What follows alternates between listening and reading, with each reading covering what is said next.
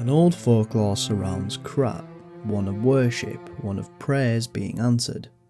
The tale goes there was once a star that responded to the prayers of humans. They were asking for eternal life. The star, being interested in humans, decided to form itself as a meteorite and come down to Krat. There it became human and took on the form of a one-winged angel. The angel brought with it Crowd, a physical materialization of Krat's gift, Ergo. The residents would come to the angel and pray for immortality, and it would bestow the gift of that upon them. However, there was a twist. The humans didn't get what exactly it was they were asking for. They turned on the one they wished for, ripping it apart and destroying a god, leaving behind nothing but the arm of God. Valentinus Monad, the leader of the alchemists, would lead the group and set sail to Krat and find where this tale supposedly takes place, in a ravine now known as the Relic of Trismegistus. There he and the group would find Crowd, and from it, Ergo.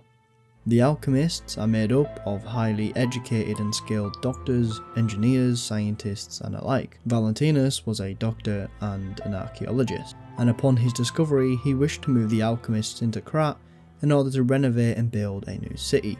As well as this, and more importantly, try to find the answers to eternal life. Before Krat, as we know it in the game, it ceased to exist, and was just the Moonlight Town, a small run-down town that followed and worshipped Saint Frangelico, who built and cared for the town and its citizens. Krat then was a small fishing town, hence why in some places of Krat we see a different sigil of a fish that we don't see often. This was the crest of Krat before it became what we see in-game. When the alchemists came, many years later, it was the Archbishop Andreas that the residents turned to for guidance, and since they were really the only providence of Krat at the time, it was them that had the deciding factor on whether the alchemists would be allowed to stay or would have to go. But little did the residents know that the Archbishop had already agreed a bargain with the alchemists. That was that in turn for giving them permission to excavate the ravine, build around Moonlight Town, making a new city, without anyone getting in their way, the alchemists would make Andreas rich beyond what he could ever have expected, as well as funding and renovating the cathedral for him. The alchemists had a base of operations known as the Isle of Alchemists, and began testing there. All while doing so, they moved people from across the lands to Krat to create new inventions and build the city of tomorrow as we know it, to see what discoveries could be made of Ergo. It would be no other than Giuseppe Geppetto, a skilled technician, that would discover that Ergo could be used as a power source for all things imaginable, and in doing so he created the puppets, automated machines programmed to do tasks that would make life easier for humans. Geppetto funded the Workshop Union, a group in which technicians and engineers would create new and improve upon puppets and other inventions such as weapons. This took place at the Workshop Tower. Paired with Geppetto was Lorenzini Vengini, a rich entrepreneur who would help in the creation of puppets. He created Vengini Works, a factory where puppets would make more puppets and so on. He also worked on inventions such as the Legion Arm and never seen before locomotive systems that would help Krat prosper. The alchemists were also making their own discoveries, the most important one being that Ergo could cause a disease that would make people incredibly ill and kill them if not treated. This disease would cause the person's blood to turn blue, their body would begin to shut down due to organ failure, their skin would turn to hard scales, covering them in a solid mass. They would feel immense cold, eventually freezing and becoming stone, literally being petrified. The disease would fittingly be named the petrification disease, and the root cause of it was ergo spores in the air. Too much ergo being consumed would cause it to take effect over time, almost like radioactive poisoning that we have in the real world. In order to prevent this from spreading and killing Krat as fast as it was made, the Stalkers were tasked with placing stargazers, constructions made to absorb ergo from the air. Stalkers are groups of individuals that either serve the rich or the poor families of Krat, depending on which they fall into a different faction. The bastards serve the rich and alchemists, and sweepers the poor. They are essentially hired muscle to do tasks that others wouldn't be able to do. They're skilled fighters, and that is why they were given the brave task. They would erect the stargazers all around Krat to make the area as safe as possible for humans, which worked for a while. The Stalkers were able to do this without becoming infected themselves due to their masks containing a filter which filters out ergo from the air. Whilst Krat prospered, a revelation would be made when a puppet showed signs of human-like intelligence and emotions. This was referred to as the puppet's ego awakening. The puppet was named Camille. She was a maid puppet, and although it was never programmed into her, she caught a falling baby from a crib. The alchemists with haste took Camille and interrogated her to find out why this had happened. Camille, she is probably the first puppet with an ego found by the Order. Before that, ergo was seen as just a travel expense for a holy journey for the Order. It was God's gift, but they didn't know that was truth itself. However, God gave us fools that revelation for our enlightenment. It was God's miracle that Camille was made into a maid puppet. Despite being in the early phase when the design was rudimentary, Camille caught and saved a baby who fell from a crib. Such function was nowhere to be found in the design. Her appearance and identity in living years was similar, so it was probably easier for her to manifest an ego. After hurriedly collecting Camille to launch an investigation, the Order found that she understands language and got a message: "Send me back to my child." By interrogating and taking Camille apart, the Order had opened the door to a new possibility. Later, means of control such as the Grand Covenant emerged, but it was a small problem compared to this discovery. Ergo was not a simple power stone, it embraces life. Through Ergo, we can open the door to eternal life. Wake up, evolve, ascend. With this discovery, humankind will achieve immortality. Here it was found that ergo wasn't just a simple power source, but instead life. Ergo is the manifestation of a person's memories, their life essence, essentially their soul, captured and preserved through the petrification disease. This is also backed up by a test subject that we meet that explains he was forced to consume ergo and see the memories of the person whose soul he just consumed. A puppet's ego awakening is caused by the life of the human within them becoming conscious of the fact they're alive, and from that they can think and feel emotions for themselves. It is often caused by memories, feelings and other experiences that they could link to their past life. It is almost like in the real world when a child references a place or a thing that they have never interacted with in their life, but what they are saying is completely correct, almost as if it's some form of reincarnation. Although Camille was the first puppet to have their ego awakened, she wouldn't be the last. However, there was a set of laws created and imprinted into the puppets to prevent them from doing anything that they shouldn't. This is known as the Grand Covenant. There are 4 laws imprinted into puppets. The Grand Covenant is a set of absolute commands imprinted on puppets when they are made. First law: all puppets must obey their creator's commands. Second law: a puppet may not harm humans. Third law: a puppet protects and serves humans and the city of Krat. Fourth law: a puppet cannot lie. I've told you about the laws engraved upon every puppet. Do you require anything else? The idea of the Grand Covenant was Vengini's idea. He came up with it when he was just a child, the reason for this being that he witnessed his parents' murder done by a puppet. However, this was covered up by the alchemists to prevent fright among the residents of Krat. From then on, Vengini dedicated himself to engineering and creating the Grand Covenant so that no child would ever have to go through what he did. When he was older and able to act on this, in partnership with Geppetto, they managed to perfect the puppets using the Covenant laws, and puppets could no longer act outside of their given tasks. With that, Krat seemed all well. The puppets were better than ever in design, they had their laws and therefore couldn't act upon impulse or anything alike. The workshop was thriving and the city was succeeding. Then there was the Rose Estate incident. The city of Krat decided to put an indefinite stop to the investigation on the disaster that took place in the Monad charity house, known as the Rose Estate. This was to prevent chaos caused by the large-scale spreading of the petrification disease. There have been no confirmed survivors so far. The petrification disease is a deadly epidemic, but this massive spread is unprecedented. The quarantine authorities surmise that the petrification disease caused the novel mutation. The Monad Charity House, once a boarding school for kids from the slums, has until recently been home to the founding Monad family, many students and refugees. The leader of the alchemists, Valentinus Monad, has been confirmed to have passed during the catastrophe, and this will take a toll on the alchemists.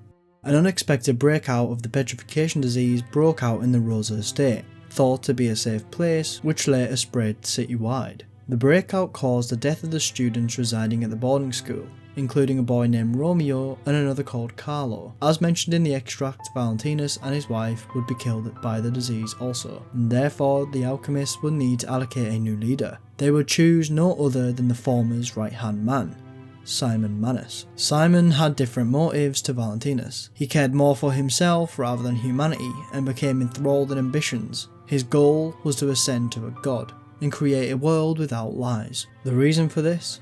A father is like God to his son. Even I, Simon, was no different in my youth. But the one who created me was no normal human, and my abilities were extraordinary. You're a failure too. The ability to read minds, being abandoned in front of a god, meant the world's destruction. From then on, my life existed to make a world without lies. Simon was most likely experimented on by his cruel father, and that's probably where he got the scar on his eye from. Simon developed the ability to read one's memories and thoughts. It would be through this that he would find out his father was disappointed in him, ultimately abandoning him. Simon's plan was to use the Arm of God relic to transcend himself. He would attempt to do this by charging the relic with enough ergo and then grafting it onto himself in an attempt to revive the god that was ripped apart all those years ago. He would first need a few things to make this plan work, the first being an abundance of ergo as fuel. He found out that ergo is made from the preservation of one's life through the petrification disease. A victim would turn solid as their life essence would manifest into a physical thing. This would be required to complete his goals, so he did what no one would expect. He spread the disease across Krat, infecting the population in an attempt to charge the Arm of God. To assist with this, on the Isle of Alchemists, they built the Abbey. At the top, a machine that essentially acted like a giant stargazer, pulling in and absorbing all the ergo in Krat. He would go to whatever lengths it took to fulfill that. One of those lengths would be spreading the disease himself, killing the former leader so that he could take up the mantle. Another motivation for him to rid the world of Valentinus was so he could have his daughter, Sophia Monad, the same Sophia that helps P throughout the game. The reason for taking Sophia is that she inherited the power of her mother. See, ergo had strange effects on people, and the mother of Sophia, Isabel Monad, had a strange gift that allowed her to hear the ergo and in turn talk to the ergo. However, Isabel did not see this ability as a gift, referring to it as the devil's power. Sophia had inherited the abilities from her mother and she could speak to ergo also. Because of her mother's views on the power, Sophia and her parents kept it a secret. However, with Simon being able to read minds, he most likely found this out by reading the thoughts of Valentinus. After the incident that killed her parents, she was kidnapped by Simon and placed in the Abbey to assist his ambitions in ascending godhood. Throughout the game, P is not speaking with her physical body, instead a projection of her soul, as her real body is trapped. With Simon Manus leading, the alchemists knew more about the petrification disease than anyone in Krat. He began running experiments on people as he found that anyone who could live through the disease became a better human, a stronger one, and if they could perfect the formula, then possibly make them immortal. All these experiments would be done with the greater goal of godhood being the driving motivation. The alchemists created an elixir from ergo. In the early days of the elixir, however, it would not cure a person. Instead, it would mutate them, causing carcass monsters. This early formula was stolen by someone in Krat, and he used it as a method of making money. He would make the cure and sell it to residents that caught the disease, in his attempts to cure the city and make some money on the side. He would in fact make things far worse, spreading the disease further and creating carcasses in Krat. This was most likely a part of Simon's plan. He read the mind of the man and allowed him to steal the formula. At least that way it wouldn't look as if it was the alchemist spreading the disease. The city had a grand exhibition planned to showcase the future of Krat and its new inventions with puppets such as the Puppet of the Future, which by design looks like it would have been used in the demolition and building of buildings. This exhibition would not get a chance to happen. As the city braced for the spread of the disease from the Rosa estate, the puppets would rise against its makers and begin killing everyone. This event is known as the Puppet Frenzy. Puppets seemed to unshackle themselves from the Grand Covenant's cuffs and proceeded to turn on humans, killing everyone in sight. The Grand Exhibition has been delayed, This decision was made to protect the citizens until the puppet frenzy that has recently paralysed the city is under control. The occurrence began on Rosa Isabel Street, resulting in hundreds of casualties. As the city braces for a resurgence of the petrification disease, the citizens were advised to stay indoors for their safety. However, many citizens are trying to escape through Krat Central Station, intensifying the general chaos. The puppets started on Rosa Isabel Street, however would spread across Krat, parallel to the disease. The collapse of Krat caused people to retreat to their homes and hide or try and flee the city, with many at the central station being killed. Can you hear me?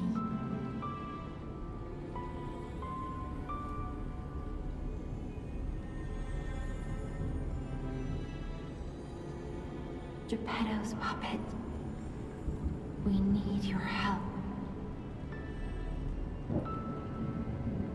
It's at this point in the timeline where P would be awoken by Sophia and tasked with getting to the hotel. Along the way, P encounters the parade master boss. The boss is clearly talking in a language that we do not know. When P gets to the hotel, we find that he is not bound by the Grand Covenant, as he is able to lie to the security system in order to gain access. From there, he is tasked with finding and saving Geppetto, who P was made by.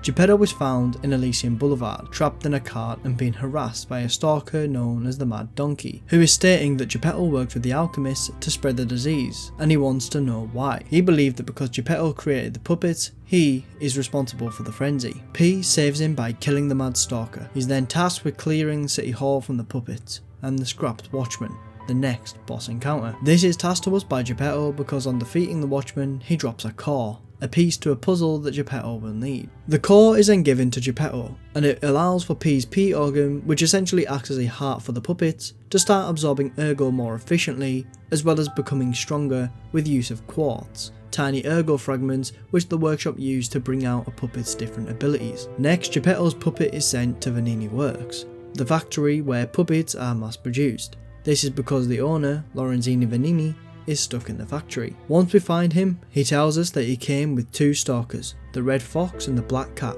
to try and get rid of Hugo, the puppet who was once in charge of the furnace and who has changed and was now in charge of making more puppets. Vengini wanted to try do his part and put a stop to this. However, he couldn't get close himself, and the stalkers hired to help refused when they seen who they were up against. Vengini also tasks P with finding his butler, Pulcinella. When P faces Foucault, he again speaks in a language that we do not understand, but from his boss ergo we can see that he began following the commands of the King of Puppets. And when speaking to Vengini afterwards, he suggests that it could possibly be the King of Puppets that caused the frenzy. The King was having Foucault create an army and P has put an end to that, but the reason for it was because they were going to march up to the St. Frangelico Cathedral, so that's where P embarks to next. To get to his destination, P must go through Moonlight Town. This is where he encounters the first carcass. The cathedral is overrun with disease, as if there has been a focused localised breakout. However, this is not the case. In truth, it all comes back to the Archbishop Andreas. After accepting the bribe from the alchemists, he would continue down a path of hypocrisy and deceit. Becoming someone so corrupt, he started making up lies in order to justify his actions. Gold caused even the devout saint to crumble little by little. Unable to acknowledge how corrupt he had become, he escaped into a delusion that he had been chosen by the angel. Andreas would tell himself that he was accepted by the one-winged angel, and that is the reason for coming into gold and fortune. In his diary he says, "Cecil's unwell again. Today, the Adams brothers found her standing like one of the dead at the edge of a cliff and brought her back. If it's mild sleepwalking, it's fine, but I'm worried it's her old blood compulsiveness again. I know about her strong beliefs better than anyone else, so it's really too bad. God will be glad with the Atoned. Perhaps I should ask her for atonement for visiting the Isle of Alchemists. I have their relic in my hand thanks to Cecil. I won't let those bastards ruin Krat anymore. This will purify the city. This disaster was divine judgment. They should have turned away all those 30 years ago. But this will be the end. Krat is a city blessed by God, and I, Andreas, will come to its rescue." Why me? At some point, a woman named Cecil would come to the Archbishop and ask for forgiveness, as in the past she murdered innocents. Andreas helped her repent and she swore to serve him. At some point, the corrupt bishop seemed to confront his greed and corruption and knew he had done wrong. and in turn wanted to heal the city of the alchemist's wrongdoings by retrieving the relic and healing everyone, but of course only for his own benefit, as he wanted to be worshipped for doing this, and in his corrupt fashion, he would do this by using Cecil to murder people and steal the arm of God from the alchemists. But he never got a chance to use it, as the arm of God would give him the petrification disease, and all those within the cathedral, eventually spreading wider and into Moonlight Town. Andreas became a hideous monster, and even in death he was so convinced that he was selected by the one-winged angel that he eventually became one. After defeating the fallen archbishop, we see the ergo of the past bosses being absorbed into the abbey where Simon Manor sits. The stage is set, and the doors are opening. Back at the hotel, Sophia asks P to head to the Malum district since it's right below the cathedral, and the petrification disease may have spread there too. Vengini, on the other hand, has been working on theories for the puppet frenzy, and does not seem convinced that the King of Puppets would be behind this, and gives P the Ergo Decoder, a tool to decode malicious wavelengths, and asks P to use it until he's able to decode the wavelengths the puppets use. After this, P makes his way to the Malum district. This area is essentially the slums of Krat, the poor rows and alleyways. It's here P meets the Black Rabbit Brotherhood, a group of 4 siblings that are all stalkers turned bad. Since the collapse of Krat, they've done whatever they needed to in order to stay safe. Their ledger item shows they're working for the alchemists, trying to gather enough ergo to complete the job they've been given. The oldest sibling is the leader, and unfortunately for the other 3, P just killed him. In the house behind where P fights the Brotherhood is a portrait of a boy that looks eerily similar to P. In fact, it's identical. It's Geppetto's son, and P was modelled after him. It was stolen from Geppetto, and when returned he hangs it up in his room. The portrait was painted by D. Gray, a reference to Dorian Gray. Continuing through the house leads to a garden, where P finds the rare golden coin tree. This tree is said to grow remarkable fruit that has healing properties, and is said to be able to cure almost any disease. Strangely, however, connecting the garden is the hotel by a secret door. The Black Rabbit Brotherhood mentioned in their ledger that they needed the fruit. However, it was always risky, and it was last resort to fight with the people of the hotel. When Sophia finds out about the tree, she tells P the truth behind them. The tree has a very sinister truth to it. It was once a person bearing a gift like Sophia's, a listener. The alchemists turned listeners into trees, and their tears were turned to golden coin fruit. If you actually look at the tree at a certain angle, it looks like a woman leaning over, crying, and the branches are their hair flowing down. Geppetto wishes for P to take on the King of Puppets down at the Rose Estate on Rosa Isabel Street, as he thinks that by taking out the king, the puppet frenzy may come to an end. Rosa Isabel Street is the rich people row, the entertainment district, with operas and operettas and so on. It is also where the puppet frenzy originated when it broke out. P makes his way through the puppets, discarding them to the side in the mission of putting an end to the frenzy. He reaches the opera house and meets the King of Puppets himself.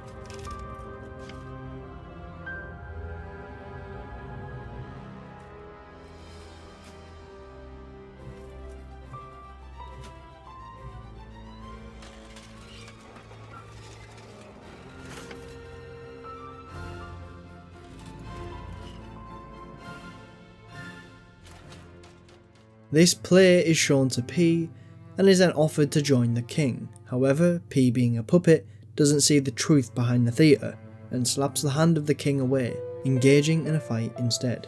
After the fight, the mechanical mass falls to its knees, and inside, a puppet of a boy. He survives the explosion of the suit surrounding him and jumps out, preparing to do battle with P. His name? Romeo. After beating Romeo, P leaves the stage and meets Geppetto outside. He expresses his gratitude for getting rid of the king and says that the Grand Exhibition is our next goal, and the alchemists are rumoured to have a cure for the petrification disease there. However, before departing, P can talk to Sophia about an item that he collected upon defeating Romeo, a necklace. A necklace once worn by the King of Puppets. It is engraved with the boy's scribblings. To Romeo, your friend, C. P goes through a transformation. his hair grows. This is a sign that P is becoming more human-like by doing the actions that he has been doing throughout the game. As mentioned earlier, a puppet's ego can awaken from memories, and the necklace suggests that Romeo may have known the real boy that P is based off. On the way to the grand exhibition, P sees that the puppets seem depressed. They can be seen crying at the loss of their king.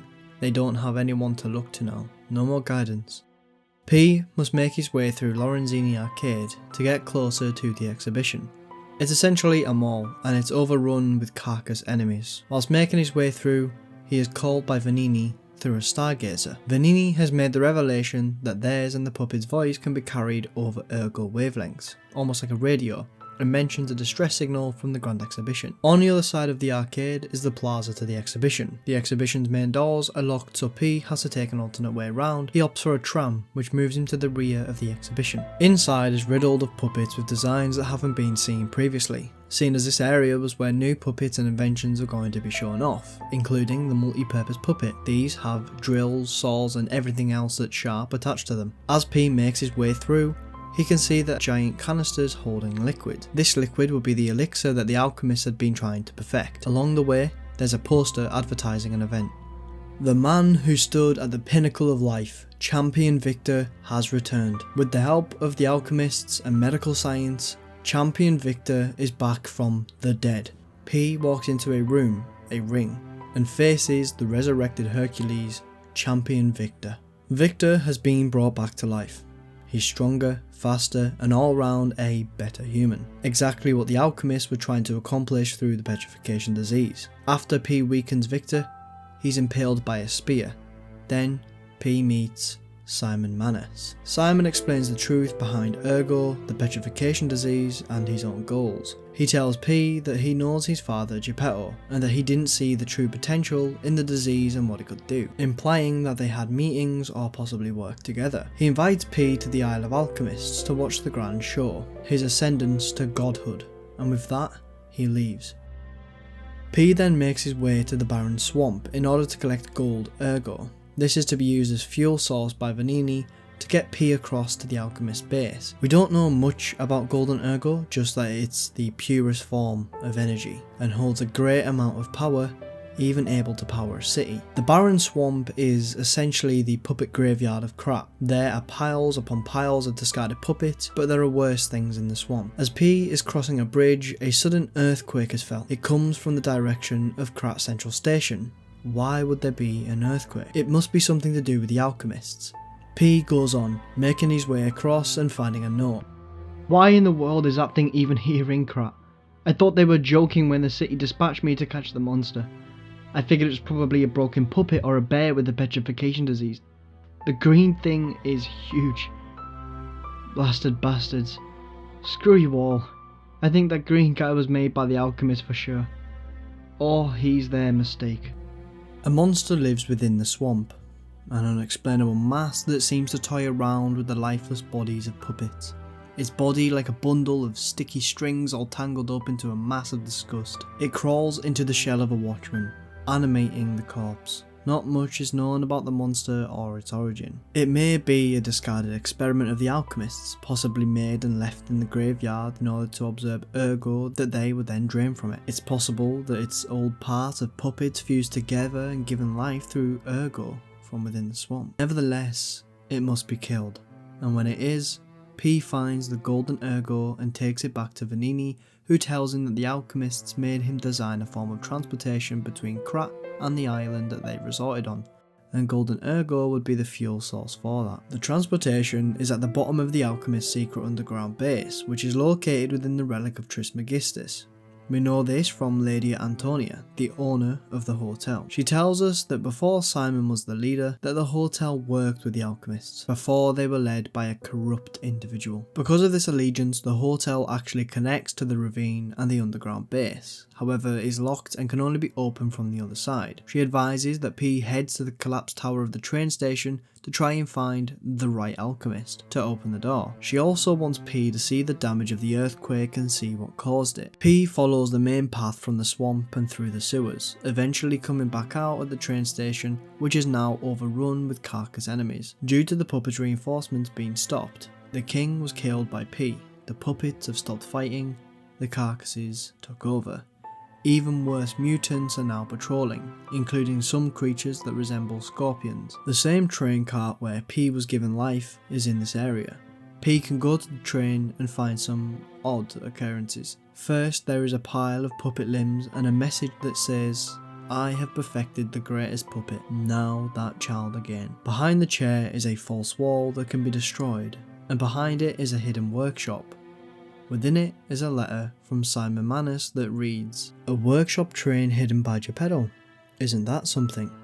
Unfortunately for Geppetto, I have the ability to read someone's memories. They thought that if they followed you, Geppetto's puppet, they'd find the relic he stole, and that hunch was right. The letter tells P that Geppetto actually stole the Arm of God relic, but why would he need it? He then created this mobile workshop to avoid the alchemist finding him. Again, at this point, it's still a mystery, so we will unravel this soon. After P makes his way through the station, he is greeted by even more carcass encounters back out in the plaza. Again, he must make his way through the petrified mob and out to where the workshop once was. When P finds Krat, he finds what caused the earthquake. Crowd. The physical materialization of ergo that grows with the more ergo there is in the air. There has been a cycle of the carcasses and the puppets killing each other, which both release ergo due to one creating it and the other being powered from it. As well as that, P has also been wiping out and clearing whole areas and taking care of large puppets and carcasses that hold a lot of ergo, such as the Archbishop and Fuoco, in turn causing the growth of crowd from below the city, from all the way down in the ravine, the relic of Trismegistus. Due to the immense amount of ergo in the air, crystals have also grown which glow gold. Maybe this is ergo in the stage of becoming stable gold ergo due to the abundance of it in the air. P is affected by it, gaining the disruption status due to his internal parts not being able to withstand so much of it. As P is searching for an alchemist that could possibly help, he encounters more experiments, including guys that have been altered by the elixir. P ascends the workshop tower, and at the top is another experiment, one of the worst yet. The Walker of Illusions has developed the ability to duplicate themselves, or at least appear that they have. After putting down the experiment that seemed in pain with their thoughts, P descends an elevator down to Krat, after failing to find an alchemist. However, Sophia contacts him through the ergo and tells him to hurry, because the hotel is under attack. The stargazers are shut down, and P isn't able to use them to travel to the hotel. This suggests that the alchemists are able to manipulate them at will, and most likely shut them down during the epidemic. P makes his way to save the people of the hotel. Standing in his way, however, is the parade master once more, however not standing on his own. Its body has been manipulated by the disease and given life again. It thrashes around uncontrollably, trying to stop P, but it does not work. With the puppet disposed of once again, P makes it to Hotel Krat, which it and its people have been terrorised. Banners brandish the word hypocrite. The painting of Antonia has been painted over with tendrils coming out of her skull, mocking the disease that she's been carrying. Everyone managed to keep themselves safe in Geppetto's workroom. Everyone but Geppetto himself, who was kidnapped by the intruders. The intruders were made up of the Black Rabbit Brotherhood, the Red Fox and Black Cat Stalkers, as well as Alidoro, who is a treasure hunter that P met in his travels and took refuge in the hotel. More on him later. P must save Geppetto, and the best way to do that is to take on the alchemist firsthand, face to face on the Isle of Alchemists. Because of the hotel attack, the passageway down to the relic of Trismegistus, the one Antonia said was locked earlier, has now been opened, and she gives P a tune to play on the piano to unlock a secret door leading to that passageway. I believe that when Antonia mentioned the locked passageway and how it could only be unlocked from the other side, she was talking about the elevator, since P encounters elevators all across Krat that need to be activated on one side first before being able to use from the other side.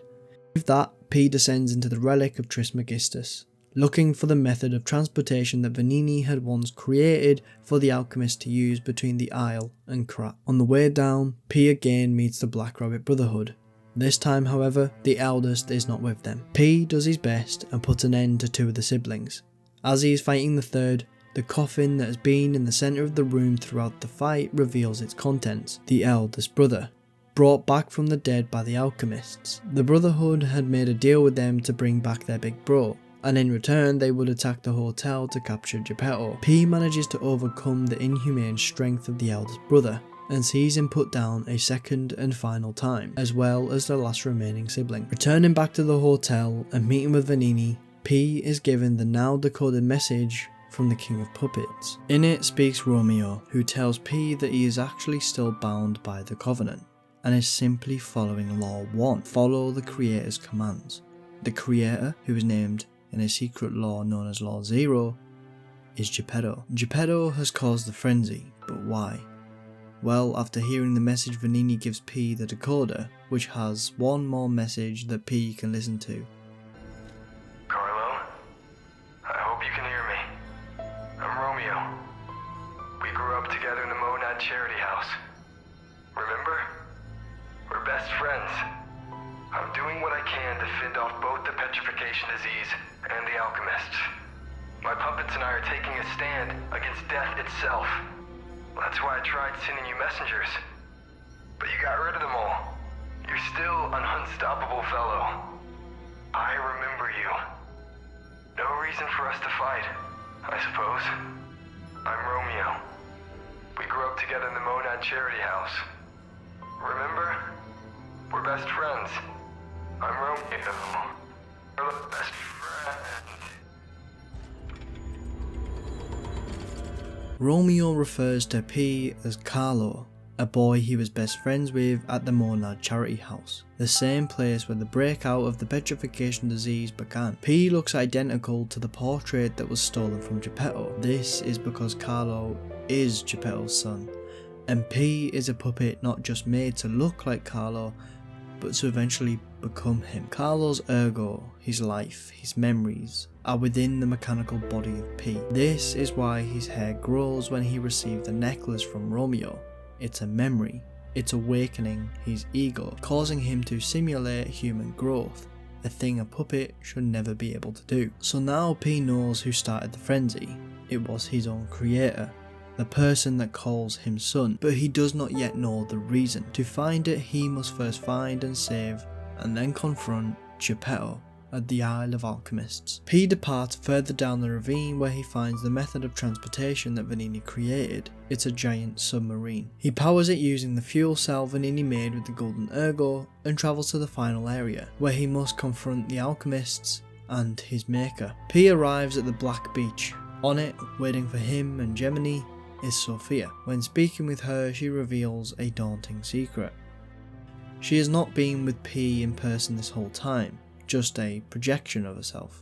Her real body is up at the top of the abbey, where Simon has held her captive. She asks P to find her physical body and give her peace, and with that, P marches on. Across the beach there are figments of memories from someone's past, caused by the abundance of ergo being absorbed into the abbey. The memories first show a sad boy crying about his father's absence, but being told to meet with Romeo, a new boy. The second is Romeo trying to consult the sad boy. He asks if he's training to become a stalker too. The third is the boy stating to Romeo that his father never came to his graduation and that he doesn't care if he kicks the bucket. The fourth is the boy asking a legendary stalker to train him and Romeo, but she shoves his request away and demands that Gemini gets rid of them. Final memory is the same stalker stood over a child who has been killed. She states she is too late and says, I wish I'd got here sooner. If I had known this would happen. These memories are most likely that of Carlo's. The ergo within him and the great amount of it on the beach is showing the past life of that held in P's mechanical heart, the thing powering him. It shows Carlo being a boy who is sad that his dad isn't around often, even missing a very important day of his graduation. It shows Carlo becoming best friends with Romeo and growing aspirations of becoming a stalker, just like the one he meets, the Legendary Stalker. Carlo asks for her help in training and she declines. Then finally, the petrification disease kills him.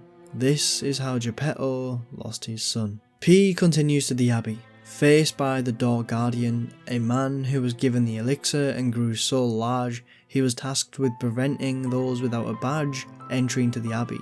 After killing him, P takes the high-level alchemist badge and opens the door to the abbey, where he begins his ascent. On the way up, P comes across failed experiments of the alchemists. Oddly though, they aren't seen as experiments, instead as sacrifices, suggesting that they worshipped Simon Manus and his goals despite being a normal mortal human. Simon Manus uses his last resort, his sworn sword, and the first to become a complete human, the first person to accept the gift of the elixir created through the petrification disease and the ergo that comes with it. Laxasia. Laxasia was the first completed one, granting her strength beyond humans and powers that they could only ever dream for. Before undergoing the elixir, she would be known as Adriana. She would document the alchemist's findings, and when chosen by Simon, she stepped forward, becoming complete. Laxasia swears to stop P and begins trying to kill him. She fails to do so and reveals her true form, a form without armour but a form with lightning.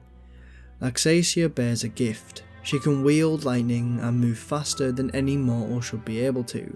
She is beyond human. That does not stop P, as he uses everything he has to put an end to the complete one. Laxasia is beaten. She may be a complete human, but she is mortal. The alchemists completed their experiments, but fell short of immortality. Laxasia had but just one weakness: her emotions. Her ergo item suggests that she was in love with Simon, explaining why she would undergo such experiments and swear to become his protector. P pushes on, and in his path is a room with a horrible sight. It is Sophia. She is trapped in what looks like a web of ergo, and she is clearly weak, and she asks for peace. P gives her what she asks for. She has done so much for him, and that is the only option that seems right, something a human would choose to do.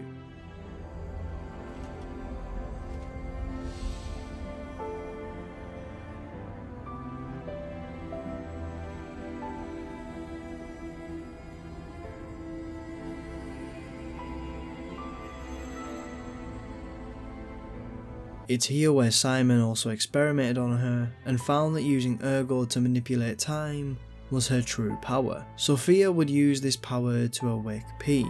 She would repeat this over and over until P succeeded in his mission of putting an end to Simon and freeing her. Every time P is overwhelmed by puppets, carcasses, bosses, she rewinds time to the last point in which he was safe, aka reloading him to the previous checkpoint or the stargazers. This is why the death screen is a clock rewinding. With the death of Sophia, P changes form yet again. His hair now grey, showing the significance of time. Another change, another step closer to becoming a real boy. P continues up the abbey, where he finds a cell, and within it, Geppetto, who states that Simon Manus is planning on using all the ergo that he has collected to try and form himself into a god, and that P needs to stop him. P is then asked, "Was I a trustworthy father?" Despite not being bound to the truth, P tells it. He then leaves Geppetto to be confronted later, but first needs to stop Simon from achieving his goals. When P finds Simon, he is no longer human-like. He has his face, but it's grey in colour. He has grown in size and strength. His bones are deformed from the transformation. Limbs of others have been grafted onto him. Legs, arms and faces of foreign bodies all on his own. His left arm is covered with a rag and ropes around his body to hold it together. Under the giant machine that's absorbing ergo, Simon reaches for his weapon. His goal is to wake up, evolve, ascend, and he will not let a puppet stand in his way. P gets the best of Simon and takes him down, but before Simon can be beaten, he reveals the full truth of his final experiment. He has grafted the arm of God onto himself. All the ergo is there to revive the god, and with it attached to him, he will become what the humans destroyed so long ago. Simon Manus, awakened god.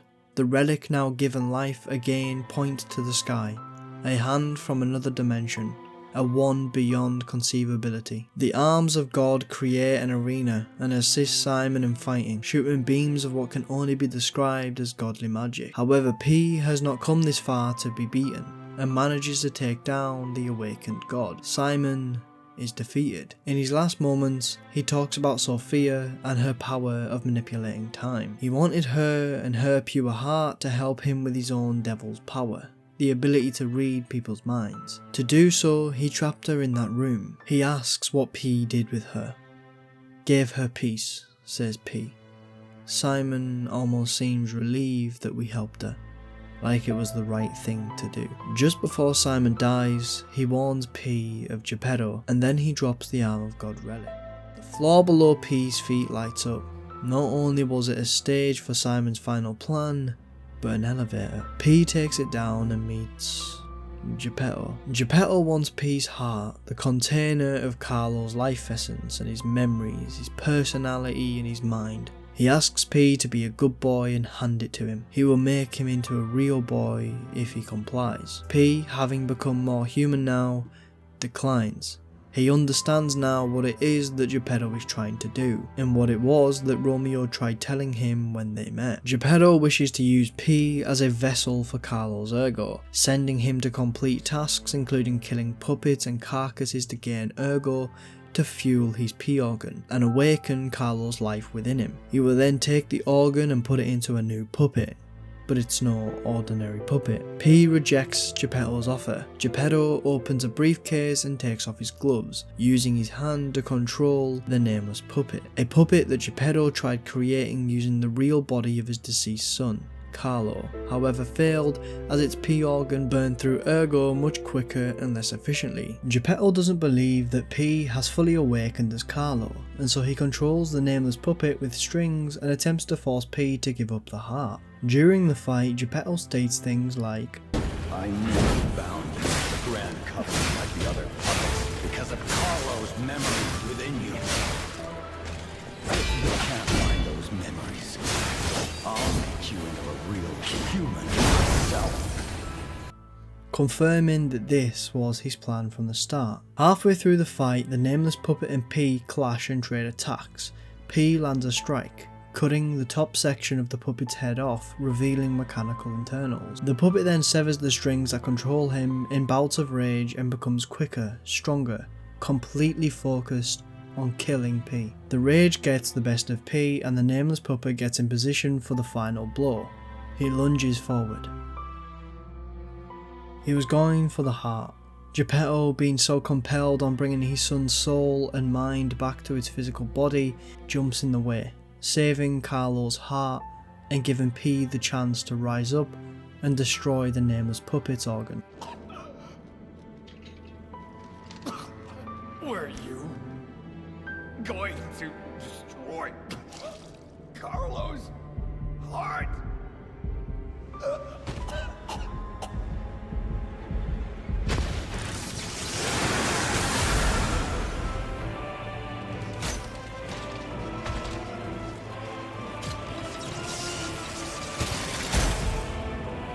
P holds his dying father, a human emotion showing in the form of a tear rolling down his cheek.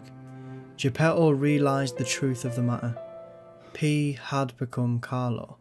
His son may be in a mechanical body, but he's there.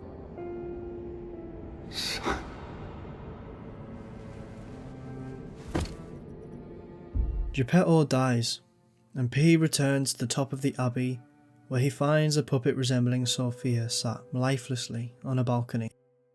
He uses the ergo that he took from earlier and returns the favour she did for him once and gives her life. He then passes out, most likely from exhaustion due to the body becoming more human-like with the transformation and exerting so much energy throughout the game. It's so good to see you. There is one more cutscene. We see Giangio, whom I've not mentioned yet, on a train on the phone to someone, reporting on the Krat experiment. His real name is Paracelsus, and he's from a group looking for eternal life. He states that he's found a new brother, and a new form of humanity. He says he'll go back to get the arm, almost definitely meaning the arm of God, and before the scene ends, he says he's going to find the next key of theirs, Dorothy. Dorothy of the tale of the Wizard of Oz. This is the true ending The Rise of P. There are two more endings, the bad and the good-ish ending. Each see the post-credit scene, which I will go into deeper when I cover the individual NPCs and their stories shortly. But first, the other ending. The goodish ending is received by following the same methods used for the true ending, lying where possible and gaining humanity. At the end, P must force Sophia to live and refuse to give the P organ and fight Nameless Puppet. The scenes play out exactly the same as the true ending, except P does not cry and does not revive Sophia, forcing her to live a painful life, unable to die. This ending implies that, just as Geppetto says, he is still a puppet. He has not learned what it is to become human. For the real boy ending, the truth must be told where possible.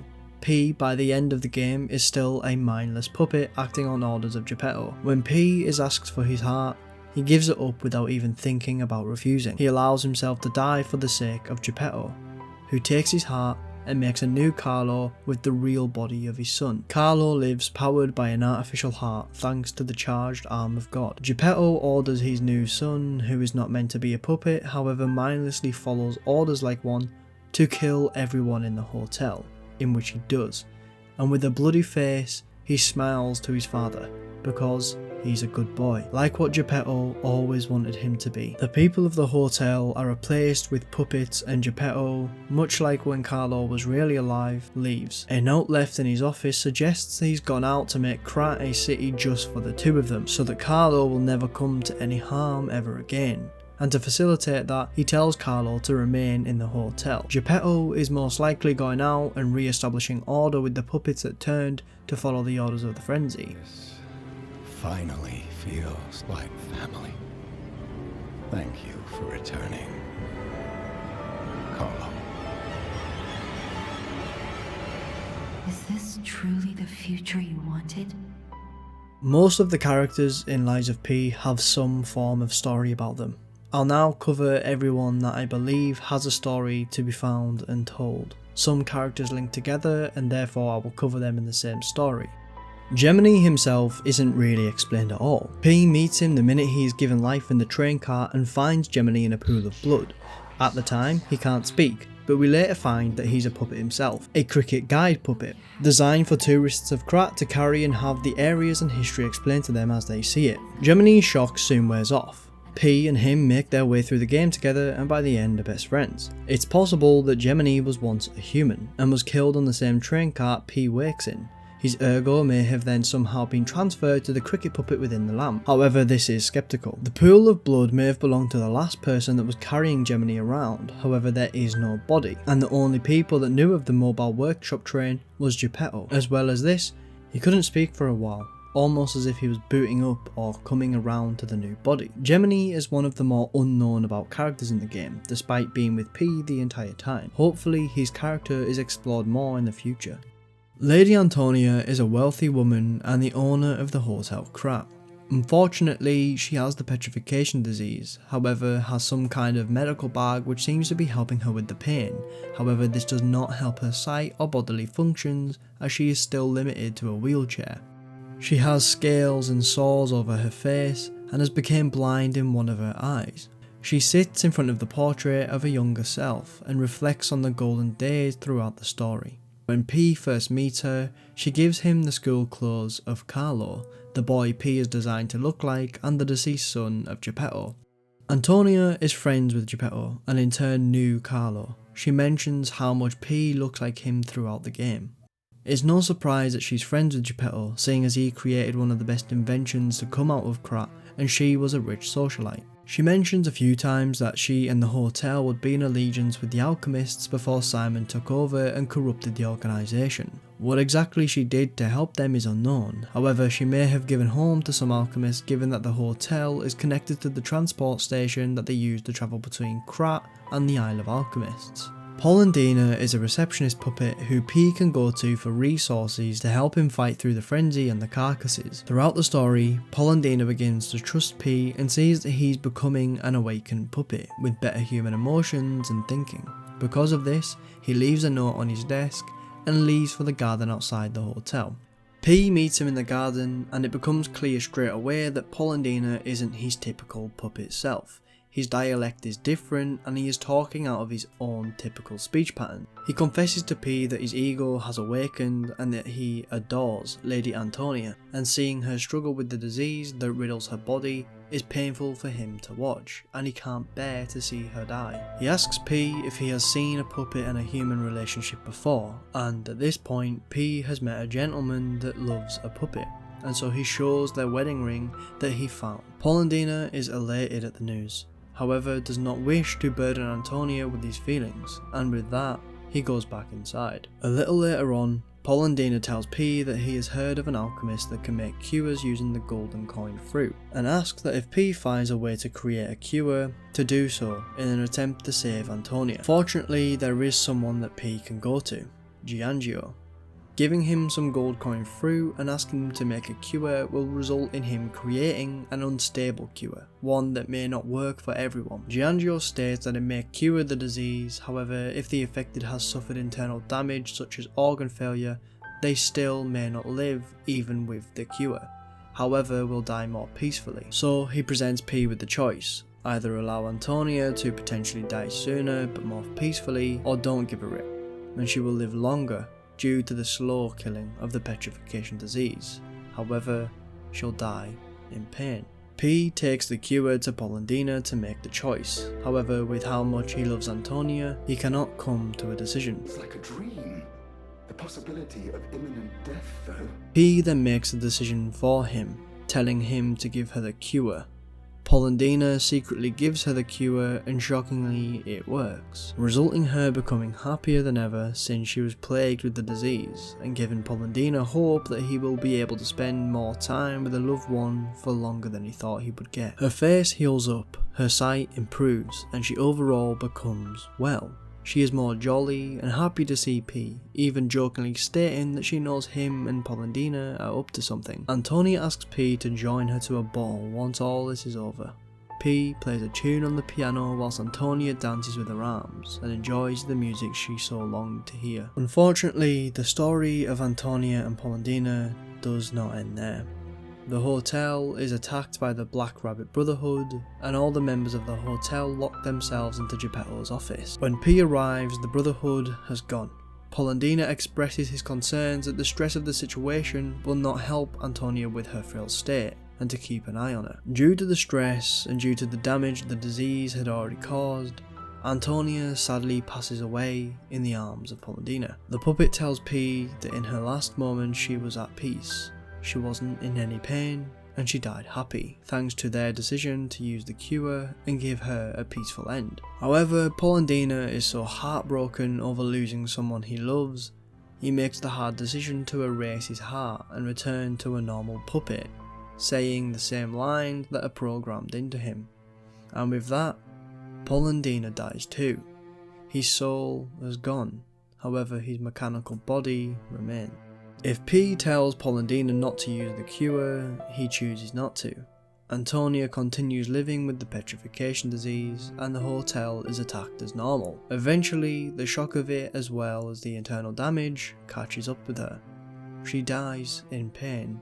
She dies in Polendina's arms, leaving him wishing that he used the cure and blaming himself for her death, questioning if he made the right decision or not. He cannot bear to live without her, and with the regret of not curing her, therefore Polendina erases his heart. Eugénie is a kind girl within the hotel who makes and upgrades weapons. She was a part of the workshop union and worked creating weapons for the Stalkers. Eugénie is from a land far to the east, across the oceans, a land known as the Country of the Morning. Eugénie does not remember her past. She doesn't have any memories from beyond the ocean where she came from. It's unknown why, but it may have been caused by her traumatic and life-threatening ordeal when she was involved in the workshop tower collapse. However, due to timeline issues, this seems unlikely. The workshop, before the events of the game, was where technicians would create new inventions and improve upon previous designs of puppets, weapons, and so on. The workshop tower collapsed most likely after the spread of the disease, and Eugénie was caught in the collapse, and her, along with others, were trapped under rubble. Fortunately for them, Alidoro the Hound saved them. Alidoro can first be met at the St. Frangelico Cathedral. He is a famous treasure hunter and collects artifacts and weapons from around Krat. When P meets him, he is looking for somewhere safe to stay. He can be directed to the hotel or Vengini Works. Either way, he ends up at the hotel regardless. Alidoro is a stalker, but used to be an alchemist. However, when he found out about the real truth of their plans and their experiments, he chose to run. He fled from the alchemists and took on a new identity as a stalker. He worked with a Krat journalist known as Medoro to spread the truth of the alchemists, and of course he done this anonymously so he wouldn't be found. Medoro took on the nickname Parrot, since he repeated the truths of others in his articles.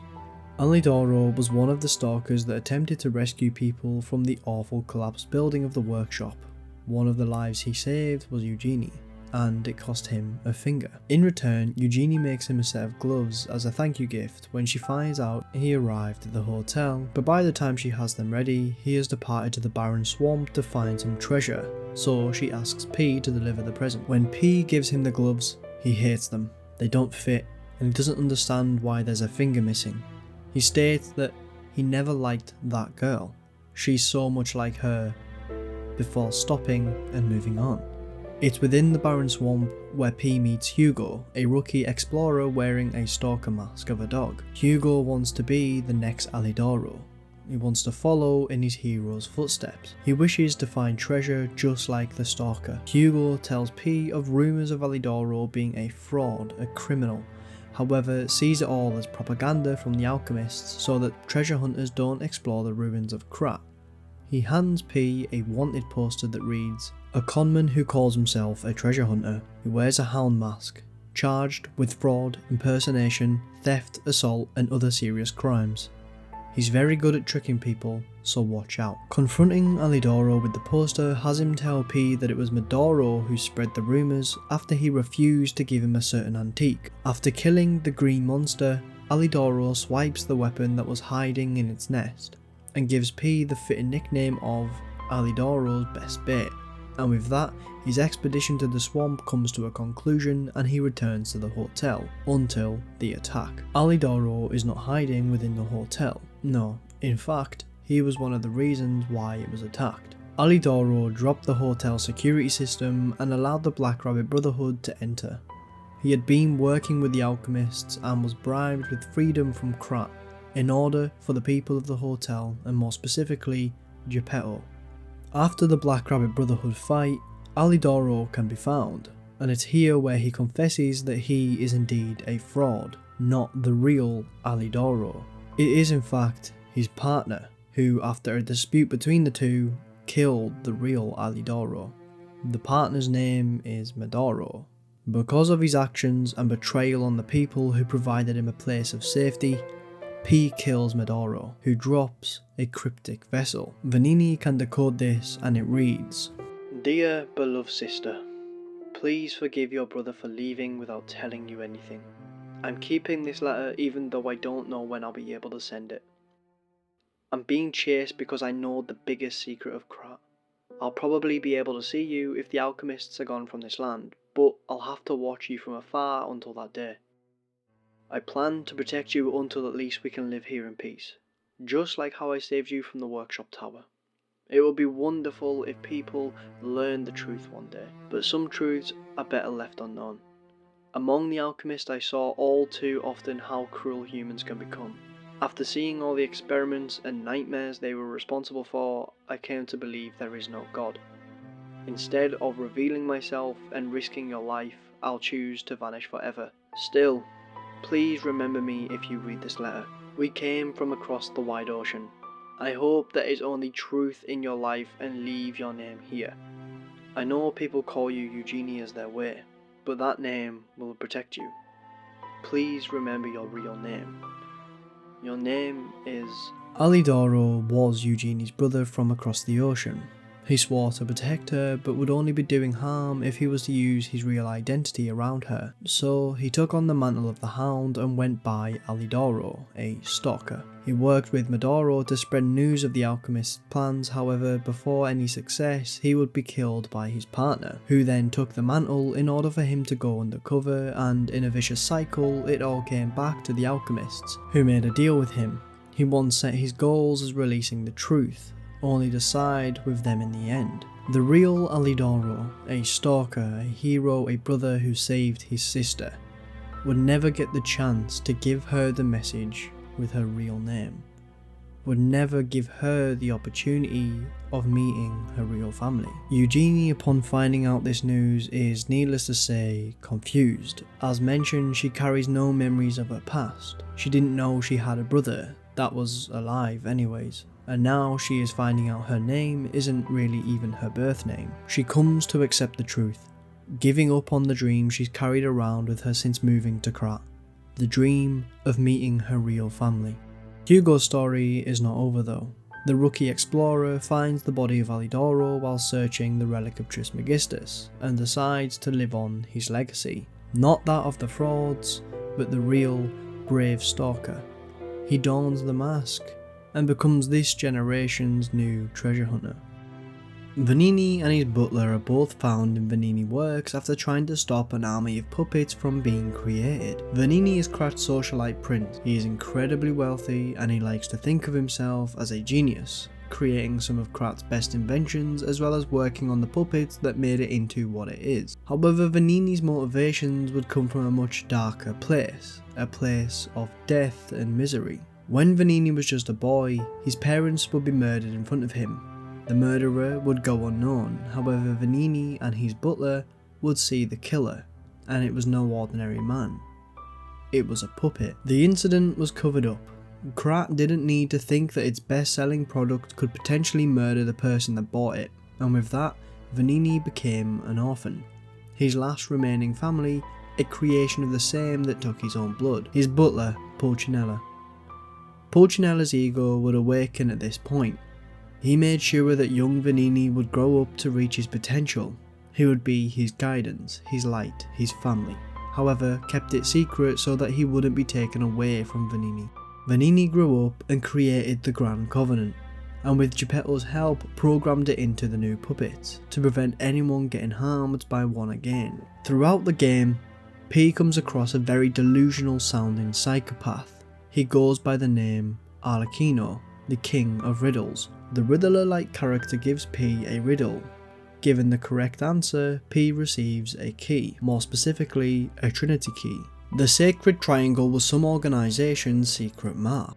First call has Arlecchino discussing that a human must be on the phone, otherwise they wouldn't be able to answer the riddle, and this is the same theme across the calls. He's clearly expressing the difference between humans and puppets, and that P must be a human because he's able to understand and answer the riddles. The rooms that the keys unlock are scattered around Krat. They can be found in Vengini Works, within St. Frangelico Cathedral, the Estella Opera House, Krat Central Station, and lastly the Archabbey of the Isle. Besides from the final one, each contains 3 chairs, with a Trinity symbol on the floor, as well as a book in a glass case with a note, alongside a message on the wall. Each of these seem to be hinting at the secret organisation, or at least a group that controls Krat in the way it develops, and what the city's people actually see and know, as well as the group's goals, eternal life. The final room is within the Archabbey on the Isle of Alchemists. It is here where P meets the King of Riddles himself, and he is not human, he's a puppet. He is disabled, conjoined with the wall, restricted with wiring and unable to move due to his mechanical body being severely damaged, as if he has been interrogated. Arlecchino talks to P about the truth of his past. He was a killer of the serial kind. His ego then placed into a body of wood and metal, held in the prison of puppetry, belonging to that of an alchemist. Arlecchino's killer ego would awaken, long before the Grand Covenant could ever hold him captive. His taste for blood and his desire for murder came back. He tortured the alchemist he once fell slave to and discovered where they ran their monstrous experiments. Arlecchino would also admit one more thing to P, that he was indeed the puppet that killed Vengini's parents, His reasons? Well, they engineered the first puppets, which led to him being trapped in the body of one in the future. However, he insists he only killed them merely because they were so damned happy. He left the boy alone because of curiosity. Would he grow to be a coward, or would he prosper with the dead weight of his parents removed? Questions he would leave for the future. Arlecchino gives P a souvenir that he kept. It's one of Vengini's toys. I suppose I can return this. I've held on to my little souvenir for quite some time. Tell him it's a little something to remember me by. Giving that very toy back to the boy who it was taken from has Vengini finally get the truth to the matter. It was indeed a puppet that murdered his family. He thanks P for finally putting the doubts to rest. Arlecchino would kill victims within the Trinity Room. He knew of the secret organisation, most likely from torturing his playmates, and he wanted someone to find them to find out about the group. His methods were riddles over phone. But who were the organisation? Who were the Trinity?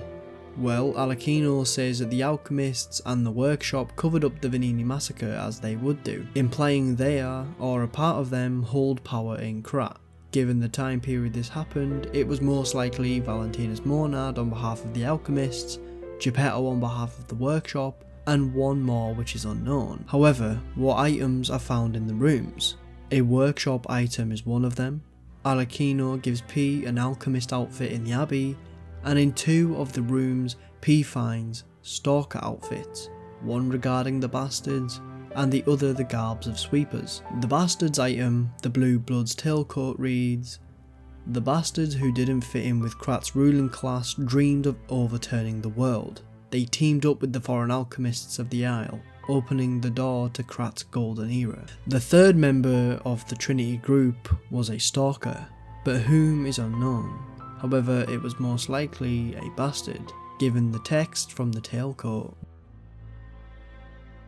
Geppetto was a well-known technician who powered the puppets through Ergo, realising its potential as a power source. His motivations would change when he lost his son, Carlo.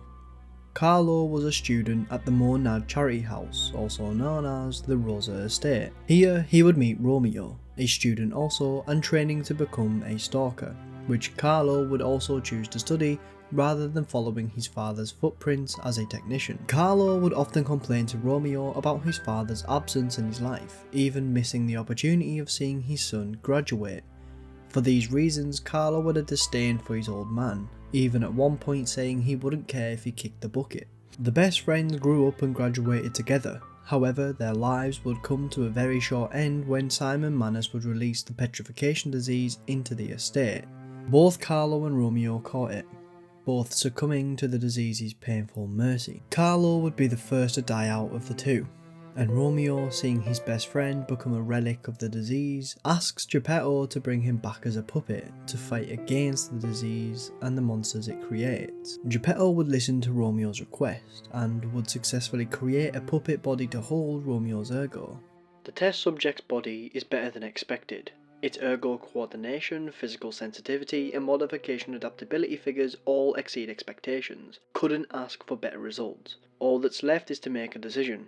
I won't be able to undo my crime. I don't regret it. I've come too far for regret. I'm ready to become a god or a devil. I just hope that the wonder of the body finds peace through this revenge. Perhaps this prayer is a remnant of my last bit of humanity. It would be this decision that gave Geppetto the idea to create a new heart for Carlo and bring him back to life. The first step to accomplishing this goal would be to betray Romeo. When the boy opened his eyes, he found himself sitting on a throne he had not asked for.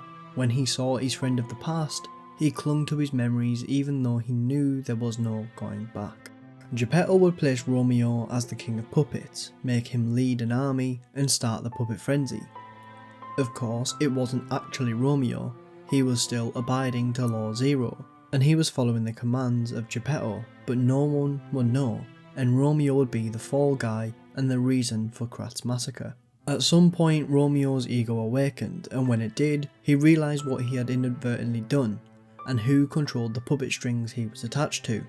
When he found this out, he would use ergo wavelengths to contact the puppets across Krat in an attempt to get them on his side and to start fighting back for the humans against the petrification disease and the carcass. Romeo found out that P was alive and within him was the ergo of his childhood best friend.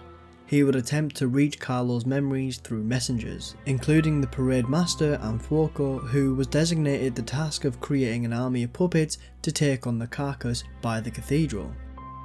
Romeo and the puppets never wanted P or Carlo dead. They wanted him to realise the truth. When P finally meets the king of puppets, he is given a show. It demonstrates Geppetto putting a heart into a puppet, and once it's alive, taking it back out and putting it into a new one. This is of course Geppetto's real plan, to bring Carlo's ego back and then use the P organ as Carlo's heart, and use the arm of God to bring him back to life, shutting down P and making his son a human puppet, who allows the strings to be pulled and follows even the most sinister of tasks. The king offers his hand to P in a last-ditch attempt to join forces and stop Geppetto as well as the disease. However, P doesn't understand at this point and slaps the hand of his best friend away, turning to combat. Once the suit is destroyed, Romeo comes out. He pleads with P, but he doesn't understand. He can't hear through the ergo wavelengths yet, so to him it's just static. P puts an end to Romeo.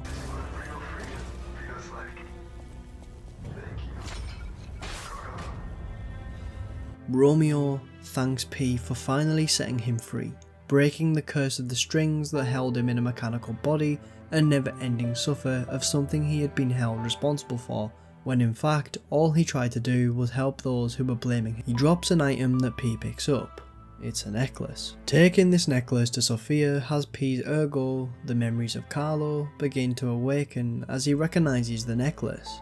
It was Carlo's, and he gifted it to Romeo. A message on the necklace reads, "To Romeo, your friend, C." The necklace was most likely a gift given when the students graduated in whichever field they studied in, and since Carlo had a resentment for his father, he would gift it to Romeo, who would wear it beyond their passing. P would later receive the decoder from Vengini and would finally be able to understand the puppets and listen to Romeo's messages. Romeo tells the truth about Geppetto and the Grand Covenant. He was bound to it, still following his orders, much like how P has been following his orders despite not being bound. It's at this point P realises what his father has done, and chooses to side against him, eventually coming face to face and stopping his plan, as Romeo wished. If you play New Game Plus, it's possible to hear all the dialogue from the puppets, and it really adds a layer of sadness since P can't understand what's happening, but the player can. The messengers and Romeo all pleading for this to end. They don't want to fight, but the opposite, to work together. However, it's ineffective, and P slaughters all of them for his father before realising the truth, and when he does, it's too late. It's not certain who Carlo's mother was, however, there is someone that Geppetto was close with. Her name was Camille. Camille was an engineer, and she built the Saintess of Mercy statue for the alchemists. It allows puppets to be brought back to life with the use of the gold coin fruit. There's a statue outside of the Monad charity house of Camille. A plaque on it reads, "In honour of the happiest days of our family because of her presence, I will miss you, Camille." Signed, GG. The initials stand for Giuseppe Geppetto. It's possible that this woman was the mother of Carlo, and after her death, Geppetto used her ergo to create a maid puppet for himself and his family. He named the puppet after her, and she would be the first puppet whose ego awakened. Belle, a soldier from the Krat militia, is found in the Grand Exhibition, trapped. She knows of the hotel and wishes to get there, however Champion Victor, the alchemist's experiment brought to life, is standing in the way of the exit. Once P sets the way free, Belle manages to escape and get back to safety at the hotel. After the hotel is attacked, she speaks to P about her partner that she was with, a soldier named Atkinson. Both of them were militia sent to exterminate the puppets that had gone mad. However, they would be run over by the petrification disease and the monsters it created. They don't have any gear to protect them from the spores, so they had to hide and try and make their ways to safety, which Belle would, and Atkinson hadn't yet. He was in Krat Central Station. Presumably they split up to take on the puppets in each area, most likely in teams, however they would be the only survivors. Atkinson can be found. He is in a train cart in the station he was ordered to clear out, but it's been overrun by carcasses. The disease plagues the area. P runs into a train cart and standing there is a monster, a carcass ready to die. However, it's no normal monster, it's Atkinson. He has determined will and grit and powers through the disease for a while. He can speak. He tells P his name, and that the communications have been shut down, as well as the suburbs being blocked. He was trapped. An executed plan by an unknown entity, possibly the work of the alchemist to spread the disease. A dying soldier asks P of one favour: find a woman named Belle and let her know Atkinson died a brave death as a soldier, fighting to the bitter end, which in a way he did, fighting off the disease that corrupted his body and mind, in order to write a letter and find a way to get it back to his partner. His letter reads, "My dearest Belle, I remember the day I met you through your father's friend Sir Lowett. That day the steam of Krat Central Station was thick on the platform, and a flock of birds was flying overhead, above the glass ceiling. There I was waiting for you. When I saw a lady take one step down those stairs, I knew it was you. Your effervescent laughter left an impression on me. The reason I'm writing this letter, yes, I'm at the train station, and it reminds me of you from that time. We were colleagues at first and then lovers, but I still can't let you go.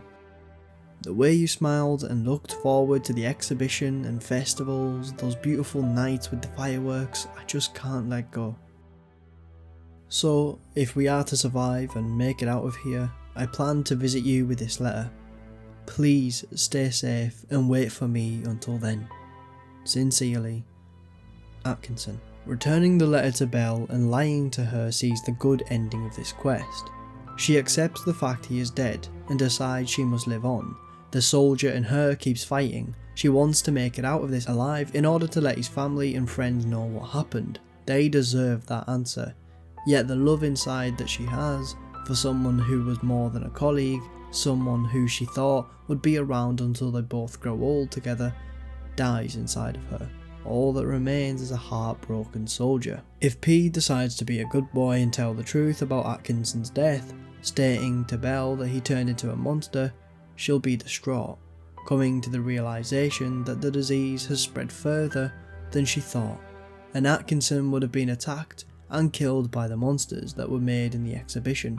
She decides that Atkinson wouldn't have wanted her to turn into a monster as well, and for his sake she decides to find a way out of this helpless city. Belle would decide that Krat Central Station would be the way out, and upon returning to the area, P can find Belle in the same train car as her lover, killed. Atkinson has succumbed to it at this point and killed Belle.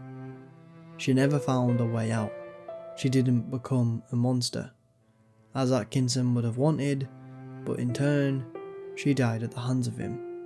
The last thing that she would see would be his tweed suit, knowing who the man once was that wore that very same suit, before becoming erratic, swinging his mutated claws, and putting an end to his beloved. Rosa Isabelle Street was the typical rich person's row, as Gemini would describe it. It's where everyone in Krat would go for entertainment.